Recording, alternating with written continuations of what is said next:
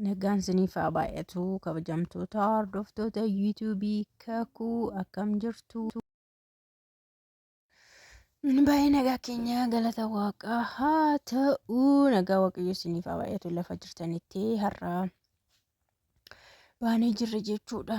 Kakuu jennee jira jennee har'a kan waggaa waan ta'eef hojiin deemnee jiraanii hojiin seennee kanaaf shaashaa innaa jenneetu kunoo kaaffee akkana bareedu dhufnee jechuudha. Kaaffeen isaa baay'ee muuziqaa waan qabuuf sagalee isaa nan dhaamse jechuudha. Garmalee waan jeequuf akkasitti shaashaa jedheetu jiran jechuudha. Kunoo piizaa Itoophiyaa nu affeere jechuudha.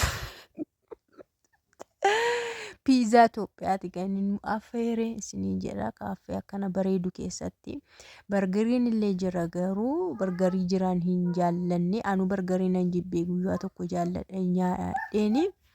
Baay'een jibbee dhugaa waaqa bargarii amma ta'e illee piizaadhuma kanayyuu wayya jechuudha. Qocqocaa afaarratti naqanii. Way Itoophiyaan kun Allah nama hin shawwaddu dhugaa waaqa la qocqocaatti itti naqaa irra jiraanii. Hunqulaalii killeefaa godhanii achi maaliin irra jiru kun immoo zeyituuniidha kunnan irraanfadhe zeyituun sharaayaa jedhama zeyituuniidha.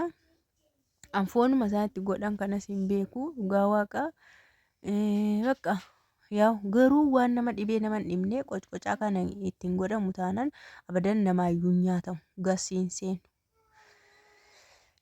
Kakuun immoo akkuma barameef akkuma beekamu gaa aannaniif daabboo malee nyaattu yoo manaa baatu kun isheedhaaf nyaata ishiiti jechuudha. Yeroo manaa baanu waanuma nuun nyaattu otuma kan biraa nyaanne illee ishii jettee nyaattu ishee kan amma ta'e nyaatti jechuudha. Kun akkanatti daabboon godhameefi jiraan faammoo qaata jalqabanii waan nama dhibu. Ani asiin daabboo kana sirreessaa kakuudhaaf isaan garuu ilaala ilmanaa ilaala anama kanuma sirreessaadha isaan garuu qaata nyaachuu jalqabanii jechuudha. Nalleen eegan akkuma ta'etti ija jabaadheen kakuunitu isheen naa kenni jettu gidduudhaan nyaadhee jechuudha. Maal godha reesh nammiidhama kaayyoon akkas godhe haadha mucaa yeroo taatan dursa mucaa keessaniif yaaddu. Kunoo akkanatti xabgoonii nyaanne kunoo kunoo ani nyaadheen finne jechuudha. Gatiin nuti lakkaa'emu ajaa'iba jettu kunoo ilaala. Tokko 135 tokko 399 tokko birrii 60 aannan kakuuf daabboon kakuu birrii 60 piizaan 300. Egaa nyaatichi jechuudha ispeeshaal bargariidha jedhanii ispeeshaal bargarichi ispeeshaal maali piizaadha jedhanii akkanatti nu dhiyeessanii birrii 399 dhibbuma afur jechuudha. 400dha. Kakuudhaaf aannan tokkoo fi daabboon tokko sun immoo daabboon kan biraati aannan qofaa sana dhugaa waaqa aannanitti qofaan birrii 60dha. Daabboon bakka biraatii dhufe. Wanti sadii faantaa lamaa fi intini waan dhugamu bakka lallaafa sadiidha birrii 135 jedhan waanuma caraq hin jennetti birrii amma kana nu kaffalchiisanii achi baanee isiniin jedha. Iddoo sanaa baanee jiraanfaa bahuu didanii dhaabbannee eegaa jirra. Kakuun na sarditee yeroo nyaadhus na sarditii achi kaates kan hin deemne jetti. Egaa baaneetu amma gara gabaa dhaqaa jirra jechuudha. Gabaa ajaa'ibaa gabaa shunkurtii gabaa maalii gabaa dinnichaa gabaa guddaa tokkodha kan seenne baay'ee guuruun baay'ee tokko jeeqama jechuudha. Dhiphaa waan ta'eefis safarri isaa baay'ee dhiphaadha. Kanaafuu namni biiziidha jechuudha. Iddoo sanatti garmalee biizii ta'a. Saanummoo muuziqaa akka isaan itti jaallatan warri gooroo waan ta'e nama dhibu. Muuziqaa baay'ee jaallatu kilaasikaalii jaallatu baay'ee fataaf godhu jechuudha. Akkanatti daandii qaxxaamuruutti jirra jechuudha. Haga dhumaa ilaalaa gabaa ilaaltu amma gabaa ajaa'ibaati. Gabaan kun guyyaa 3 qofadha kan isheen jiraattu. Qidaamee fi Sanbata jimaata immoo sa'aatii 10 booda jechuudha.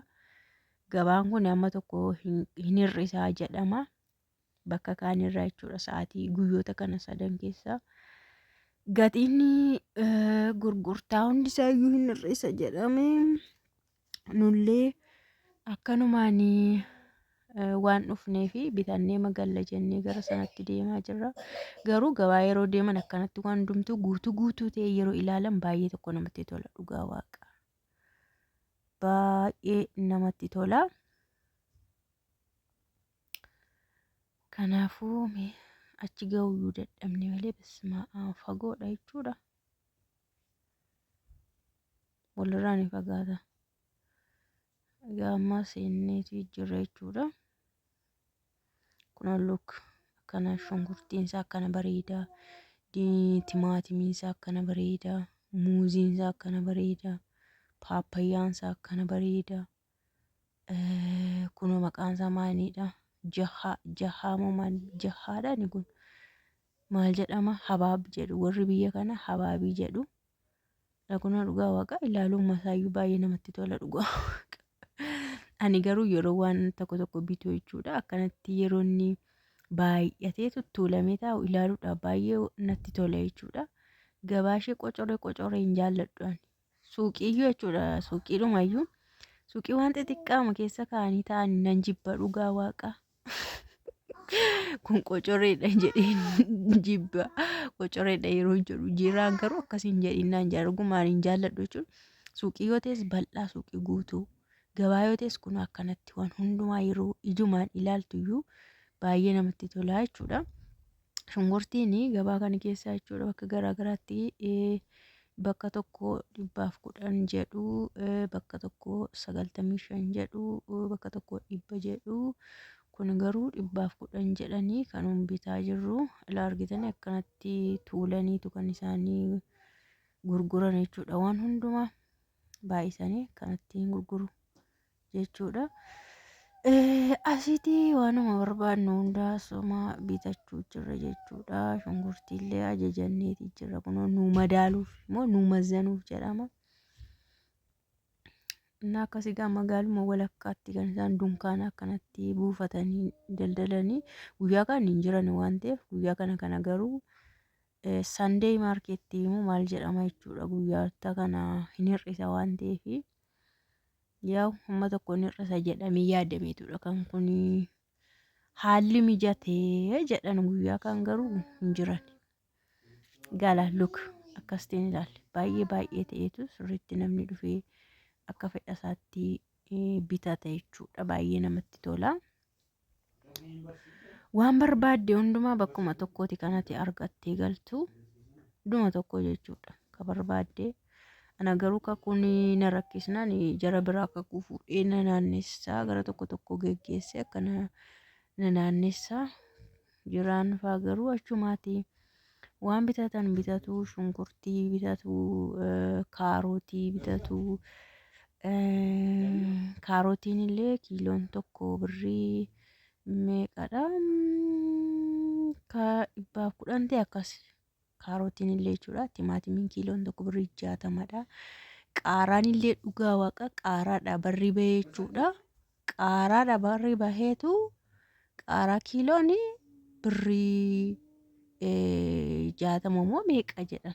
Dhugaa waaqa isaa oliyyuu ta'anii garuu bira dhaabbadhee hin gaggaafanne malee dhugaa waaqa qaaraadha barri baheetu kiiloon tokko irra 120 ta'a dhugaa waaqa. Na waan namti waddanne hin jiru. Kun burtukaanillee birrii 120dha kiilooni. Abukaadoon kiiloon tokko birrii 60. Akkasichuudha kun qufa aarti mana keessa. Kun wanti kunillee maqaan isaa maali? Xiqil gommaniin kunillee kiiloodhaan kan inni gurguramu. Kiiloon tokko birrii 50. Xiqil gommaniin illee kiiloon tokko birrii 50 gurgurama. Wayii garuu wanti dhabame hin jiru dhugaa waaqa. Gabaan akkanadha kun akkatti mirxii godhanii bareechanii nama daldaluun isiniin jedha hordoftoota keenya. Achumaanii shaa jennee har'a guyyaa jiraan mana oolu waan ta'eef baaneetu waan tokko raawwannee achumaan fataa'ennee riilaaksii goonee gabaa keenya inni geeddarneetu gara ani dhiiseen deeme bakka amma kun gara taaksii eeggachuutti taaksichi iyyuu hiriirri isaa balaadha dhugaa waaqa salphiin isaa so argitanii salphii biyya Itoophiyaa keessa waan hundumtuu hiriiradha daabboo bitachuun hiriiradha taaksii eeggachuun hiriiradha waan humti hiriira hin taane hin jiru. Kunooni dhiiseen adeemee isiniin jedha.